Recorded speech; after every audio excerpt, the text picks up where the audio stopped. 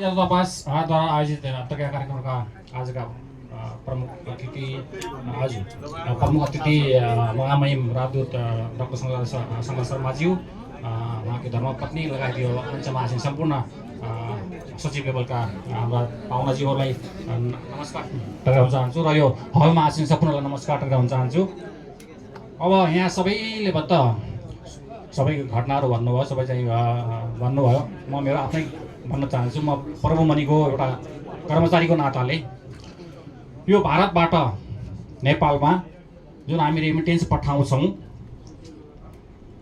Remittance पठाएपछि हाम्रो देश त्यो पैसाले देशको विकास हुन्छ। हाम्रो देश रेमिटेन्सले बाँचेको देश हो।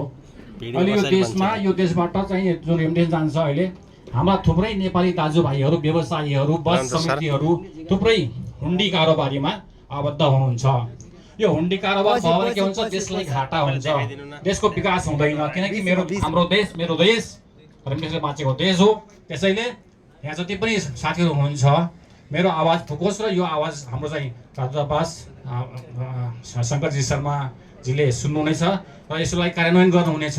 किनकि यस्तो गर्दाखेरि हाम्रो देश अझ गरिब हुँदै गइरहेको छ। हामी प्रवासित भइरहेका छौँ, तर रेमिटेन्स घट्दै गइरहेको छ। यो राजस्व त देश नेपालले पाउनु पर्ने हो।